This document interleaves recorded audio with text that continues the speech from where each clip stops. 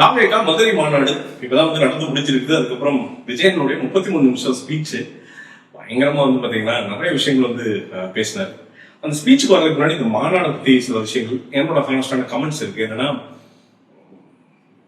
Tamil media பொறுத்த வரைக்கும் வேற வேலையே இல்லை எங்களுக்கு, இதாண்டா வேலை அப்படின்ட்டு வந்து 24 மணி நேரம் வந்து பாத்தீங்கன்னா எல்லாமே கவர் பண்ணாங்க. பாத்தீங்கன்னா ட்ரோன் பறந்தது, தண்ணீர் இல்லை, நீங்க வந்து நல்ல தண்ணி எடுத்து டாய்லெட் யூஸ் பண்றாங்க அப்படின்ட்டு வந்து பாத்தீங்கன்னா நடைபாதையில வந்து பாத்தீங்கன்னா சரக்கு அடிச்சிருக்காங்க அப்படின்ட்டு ஒரு 5-6 லட்சம் பேர் கூடுற இடத்துல நிச்சயமா ஒரு 50 பேர் பண்ணிதான் ஆவாங்க.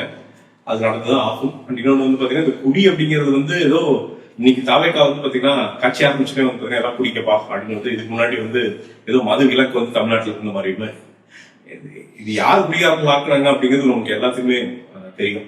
திராவிட கட்சியினுடைய அந்த கொள்கை அப்படிங்கிறது தான் இன்னைக்கு ஊரே நாடே தமிழ்நாடே குடியாரர்களா இருக்கிறது காரணம் அப்படிங்கிறது அரசாங்கங்களுடைய கொள்கை தான், கொள்கை முடிவு தான். டாஸ்மாக் அப்படிங்கிறது கொள்கை முடிவு தானே. வருமானத்தை தாண்டி அது ஒரு எவ்வளவு பெரிய குடும்பங்களை அழிக்குது அப்படிங்கறத யோசிச்சுனாலே முடிஞ்சது. ஸோ அப்போ அதெல்லாம் வந்து பெரிய ஒரு டாபிக். ஆனா மீடியா வந்து விடாம கவர் பண்ணிட்டு இருந்தது. எனக்கு ஒரு விஷயம் வந்து பாத்தீங்கன்னா பயங்கர கோவம் வந்தது. என்னன்னா, அந்த கொடிக்கம்பம் விழுத்தது அப்படிங்கிறது தான். ஏன்னா நிர்வாகிகள் அப்படிங்கிறது வந்து பாத்தீங்கன்னா டூ மெனி ஹேண்ட்ஸ் அப்படின்னு சொல்லுவாங்கல்ல. நிறைய பேர் இருக்காங்க, ஆனா வந்து காரியம் சாதிக்கிறதுக்கு காரியத்தை ஒரு கட்சி தான் முடிக்கிற கால் இல்லை அப்படிங்கிற ஒரு விஷயத்த வந்து அது உறுதிப்படுத்துச்சு. ஏன்னா அதுல நல்லவங்களும் இருக்காங்க. இப்போ டாக்டர் வந்து அந்த ஹெட் பண்ற அந்த பிரபு அவர் வந்து பாத்தீங்கன்னா அட்டகாசமா ஒர்க் பண்றாரு. போன மாநாட்டிலையும் சரி இந்த மாநாட்டிலையும் சரி ரொம்ப தெளிவா என்னென்ன முதல் தேவையோ டீஹைட்ரேஷன் கரெக்டா வந்து ஆம்புலன்ஸ் அரேஞ்ச் பண்றது அப்படின்ட்டு வந்து உண்மையாலுமே அவரோட வேலையை செவ்வனே 100% பண்ற ஒரு சில தவிர்க்க நிர்வாகிகள்ல நிச்சயமா வந்து பிரபு இருப்பாரு. அந்த மாதிரி எல்லாரும் இருக்காங்களா அப்படிங்கிறது இல்ல. ஏன்னா அந்த கொடிக்கம்பம் ஒரு சாதாரண மேட்டர் கிடையாது. நல்ல வேலை அது நேற்று விழுந்தது, நல்ல வேலை ஆள் இல்லாத ஒரு கார் விழுந்தது. அந்த காரணம் 4 பேர் இருந்ததுதான். யோசிச்சு பாருங்க, ஒரு காயமோ ஒரு இறப்போ ஒரு 2 இறப்போ நடந்துருச்சு அப்படின்னா மொத்த மாநாட்டுடைய மூடியை வந்து இது கெடுத்துடும். அப்படிங்கிறப்போ ரொம்ப அலட்சியம். அந்த கிரேன் அப்படிங்கிறது இன்னொரு எக்ஸ்ட்ராவா ஒரு இன்னொரு காஸ்ட்லியான கிரேன் கொண்டு வந்து இன்னொரு கையை போட்டு கரெக்டா இது பண்ணியிருந்தா ரொம்ப ஈஸியா வந்திருக்குமா. அது ஏதோ காஸ்ட் கட்டிங்கோ எதுக்கோ வந்து பாத்தீங்கன்னா நீங்க 100 அடி கொடி அப்படிங்கிறது பெரிய ஆம்பிஷியஸ். இந்த ஆம்பிஷன் இருக்கிறப்ப அதுக்கேற்ற மாதிரி பிளானிங்கும் இருக்கணும்ல. அப்படிங்கிறப்போ ஒரு பானை சோற்றுக்கு ஒரு சோறு பதம் அப்படிங்கிறப்ப இதுலயே அழகா கோட்டை விட்டுருக்கீங்க அப்படிங்கிறது மக்கள் உற்று நோக்குனாங்க. ஏன்னா அது இந்த ஒரு விஷயத்த கூட நம்மளால பண்ண முடியலையே அப்படின்னு மக்கள் வந்து உற்று நோக்குனாங்க. ஒரு பிரச்சனையா வந்து இருந்தது. அதே மாதிரி வந்து பாத்தீங்கன்னா மக்களுடைய கூட்டம் அப்படிங்கிறது அதுக்கு நீங்க வந்து பாத்தீங்கன்னா முன்னமே பயங்கரமா பிளான் பண்ணிருக்கணும். ஏன்னா இந்த மீட்டிங்ல சொல்றாங்க கிட்டத்தட்ட நம்ம ராஜ்மோகன் வந்து என்ன சொன்னார், புஷியான் வந்து கிட்டத்தட்ட 2 மாசமா அங்கதான் இருக்காரு, அங்கதான் இருந்து எல்லாத்தையும் பார்த்தாரு. சந்தோஷம், உண்மையா சூப்பர். இப்போ 2 மாசம் இருக்காருன்னா அப்ப அந்த ஊருடைய தட்பவெப்ப நிலை என்ன அப்படிங்கிறது நல்லா தெரிஞ்சிருக்கும். அப்ப சூடு அடிக்கிறப்ப எப்படி இருக்கும், தனி மனிதனா போய் நிக்கிறப்ப காத்து நல்லாதான் இருக்கும். ஒரு 5 லட்சம் பேர் கூடுறப்ப அந்த மனிதர்களுடைய சூடோடு சேர்த்து இந்த சூடு சேர்ந்துனா என்ன ஆகும், அதுக்கு நம்ம முன்னெச்சரிக்கையா என்ன நடவடிக்கைகள் எடுக்கணும். இப்ப திமுக அதிமுக பாஜக இவங்க வரலாம், நீங்க என்ன வேணா விமர்சனம் செய்யுங்க. அவங்க வந்து கண்டிப்பா கூட்டு வரதுல வந்து பாத்தீங்கன்னா நிறைய கட்சிகள் வந்து பாத்தீங்கன்னா நோட்டு சரக்கு இதெல்லாம் கூட்டு தான். ஆனா அந்த தொண்டர்களை எப்படி ட்ரீட் பண்றாங்க, நீட்டா ஒரு சமையனா போட்டு அதுல வந்து நீட்டா உட்கார வச்சு ஹாப்பியா வந்துட்டு ஹாப்பியா போறாங்க. அப்படிங்கிறப்போ இதெல்லாம் ரொம்ப தொலைநோக்கு பார்வையோட நீங்க வந்து யோசிச்சிருக்கணும். ஆனா ஒரு கூட்டத்தை காட்டணும் அப்படிங்கிற ஒரு நோக்கில் தான் இது நடந்ததா சரி அப்படிதான் எடுத்துக்கலாமே தவிர வேற எப்படியுமே எடுத்துக்க முடியல. சீரியஸா வேற சாக்கு போக்கு சொன்னா இது பாயிண்ட் தான் இருக்கு. அப்போ நிச்சயமா தொண்டர்களுடைய நலனை இன்னும் நீங்க வந்து சரியா பாத்துக்கணும். அதை வந்து நீங்க தவற விட்டீங்க. தயவு செய்து அடுத்ததெல்லாம் பண்ணாதீங்க. ஏன் வெதர் இவ்வளவு பேசுறீங்க, ஒரு ட்ரோன்லாம் அரேஞ்ச் பண்ணி நீங்க வந்து தண்ணி எல்லாம் தெளிக்கலாங்கிறீங்க, அதெல்லாம் ஓகே. அதுக்கு ஒரு அழகா சாமியார் போட்டுதான் முடிஞ்சிருக்குமா. ஆனா அங்க இன்னொரு பிரச்சனை ஒன்று இருக்கு. ஆனா இதே அட்ரஸ் பண்ணி தான் ஆகணும். என்னன்னா அரசாங்கத்துடைய இடையூறு அப்படிங்கிறது, குளிய தோண்டி போடுறது, அவங்க வாழ வேண்டாம் வந்து போறாங்கன்னா அவங்கள போட்டு எவ்வளவு கூப்பிட்டு வந்து மிரட்டி விடுறது, போனா அப்படின்ட்டு மிரட்டுறது.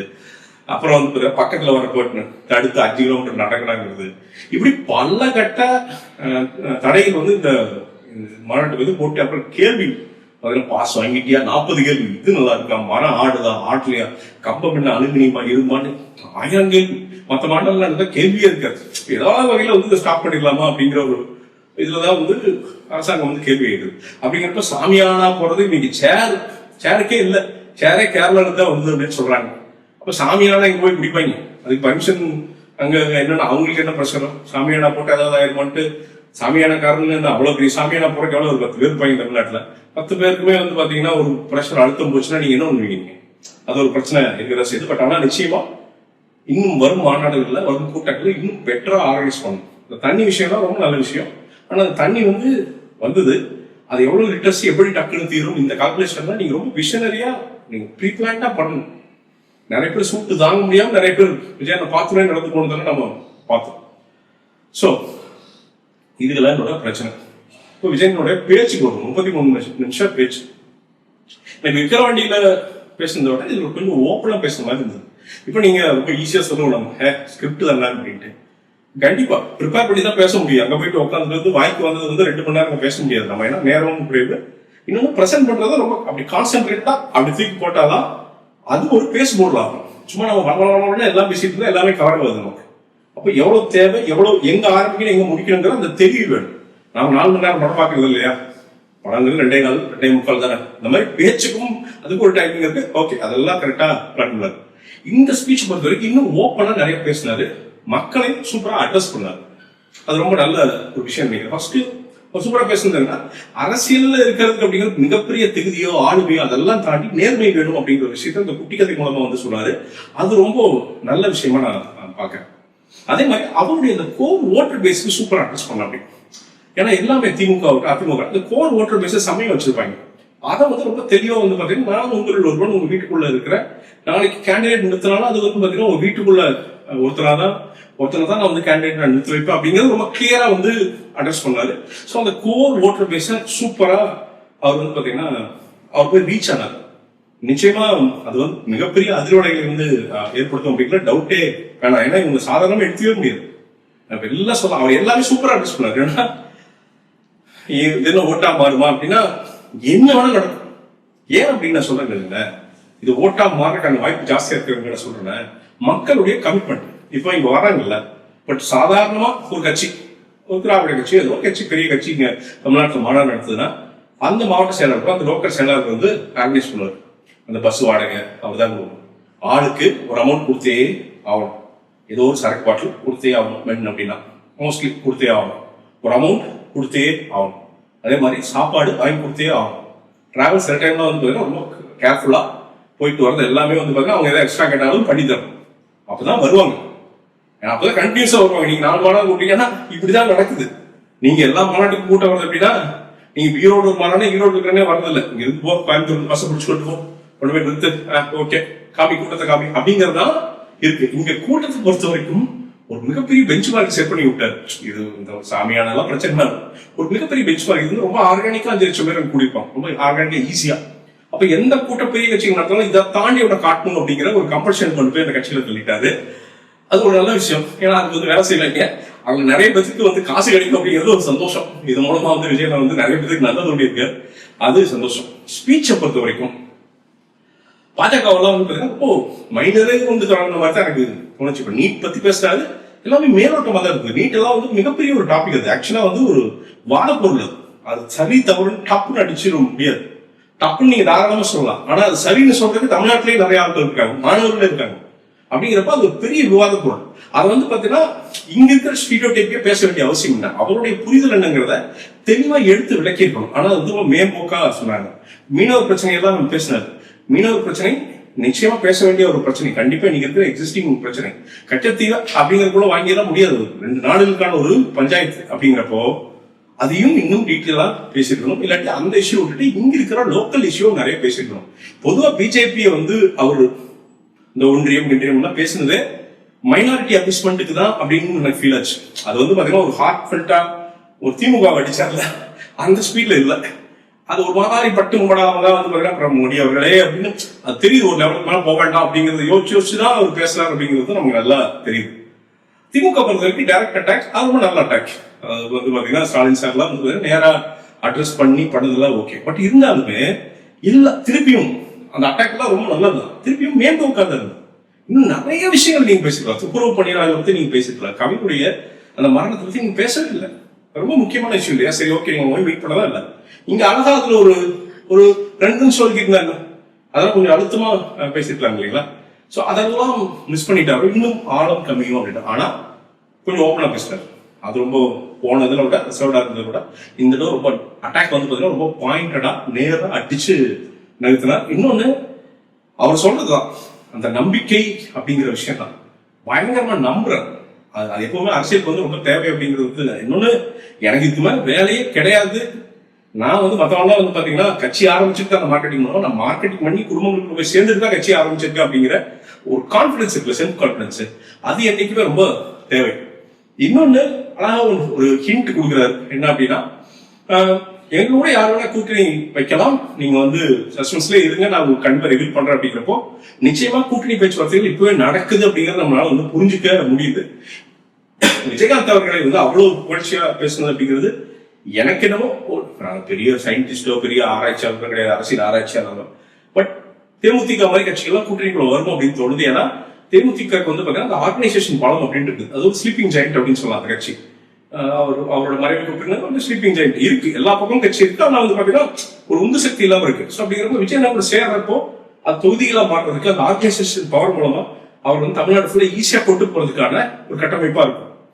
அண்ட் மேபி யாருக்கு தெரியும், பாட்டாளி மக்கள் கட்சி மாதிரி கட்சி சேரலாம், விடுதலை சிறுத்தைகள் மாதிரி கட்சிகள் சேரலாம், என்னன்னு தெரியல, விடுதலை சிறுத்தையில சேருவாங்களான்னு தெரியல, சொல்றேன். அப்போ அதை வந்து ஓப்பனா தான் வைக்கிறாரு. இன்ஃபேக்ட் சீமானந்த வந்து பாத்தீங்கன்னா ஒரு 2-3 வாரமா வந்து பாத்தீங்கன்னா பொலப்படம் கொடுத்துட்டு இருக்காரு. ஐயா ஸ்டாலின் அவர்களை சந்தித்ததுக்கு அப்புறம் வந்து பாத்தீங்கன்னா இன்னும் ஜாஸ்தியாவே பண்றாரு. அது ஏன் அப்படின்லாம் எனக்கு தெரியலப்பா, ஆனா நமக்கு அப்பட்டமா தெரியுது அண்ணா வந்து ஜாஸ்தியா வந்து ஷார்ப்பா வந்து தாவேக்கா வந்து அட்டாக் பண்றாரு அப்படின்னு தெரியுது. ஆனா அதையுமே டைரக்டா அட்ரஸ் பண்ணாம, இது மனநோங்க மாதிரி எதுவும் பேசாம அதை அப்படியே ஜாலியாக இக்னோர் பண்ணிட்டு எங்களுக்கு டிவிகே டிஎம்கே அப்படிங்கிற அந்த போட்டி தான் அப்படிங்கிறது ரொம்ப கிளியரா இருந்தது, ரொம்ப பிடிச்ச ஒரு விஷயமா இருந்தது. அது நல்ல விஷயம். ஏன்னா நாளைக்கு வந்து நாம் தமிழர்கள் வந்து ஒரு கூட்டணிக்கு வரக்கான வாய்ப்பு இருக்கு. ஏன்னா அரசியலை பொறுத்த வரைக்கும் சண்டை அப்புறம் ஜாலி ஃப்ரெண்ட்ஷிப் அதானே, பர்மனன்ட் எனிமீஸ் பர்மனன்ட் ஃப்ரெண்ட்ஸ் எல்லாம் அரசியல் கிடையாதுல்ல. அப்படிங்கிறப்போ அது கரெக்டா இருந்த மாதிரி தெரிஞ்சது. பட் ஓவரால் பேச்சு அப்படிங்கிறது இன்னும் பேசிருக்கலாம், 33 நிமிஷமே பத்தாது தலைவா, இன்னும் 15 நிமிஷம் பேசிருக்கலாம், நிறைய இஷ்யூஸ் அட்ரஸ் பண்ணிருக்கலாம். அதெல்லாம் பண்ணலாம். ஒரு ஜென்ரலான ஓகே, ஒரு லேயர் ஜாஸ்தியா இருந்தது இந்த தடவை, நீட்டா ஒரு லேயர் ஜாஸ்தியா கரெக்டா ஓகே. அந்த ஆடியன்ஸ் இன்டராக்ஷன் சூப்பரா இருந்தது. போன தடவை ரொம்ப கம்மியா இருந்தது நினைக்கிறேன், இந்த தடவை பண்ணலாமா செய்வீர்களா, கிட்டத்தட்ட ஜெயலலிதா பண்ண ஞாபகப்படுத்துற மாதிரிலாம் சிலது பண்ணாரு. அந்த இன்டராக்ஷன் சூப்பர். ஏன்னா எவ்வளவு பெரிய கிரௌடுக்கு அது ரொம்ப முக்கியம், அது வந்து ரொம்ப கரெக்டா பண்ண மாதிரி இருந்தது. பட் தாவேக்காவை பொறுத்த வரைக்கும் it is a force to reckon with, நம்ம இக்னோர் பண்ணிடவே முடியாது, எந்த அரசியல் கட்சியும் இக்னோர் பண்ணவே முடியாது அப்படிங்கிற ஒரு சூழ்நிலைக்கு கொண்டு வந்து வச்சிருக்காரு. இன்னும் மக்களை கொண்டு போய் சந்திச்சு இன்னும் அந்த அட்டாக்கை தீவிரப்படுத்தணும்னு சொல்லியிருக்காரு. ஸோ இன்னும் ரீச் ஜாஸ்தி தான் ஆகும். மிகப்பெரிய தலைவலி எல்லா பெரிய கட்சிக்கும் காத்திருக்காது, டவுட்டே வேணாம். நீங்க என்ன வேணா பேசிக்கலாம், இதெல்லாம் ஒன்றும் ஆகாது அப்படின்னு பேசிக்கலாம், இதை டிஸ்கவுண்ட் பண்ணவே முடியாது. ஏன்னா நீங்க வந்த மக்கள் எல்லாம் ஓட்டா மாற மாட்டாங்கன்னு நீங்க சொல்லவே முடியாது. அவ்வளவு கமிட்டடா 2 நாள் இருந்து பார்த்துட்டு போனவங்கலாம் நிறைய பேர் இருக்கான். மும்பையில வந்து 2 நாள் தங்கி பார்த்துட்டு போனவங்கலாம் இருக்கான்.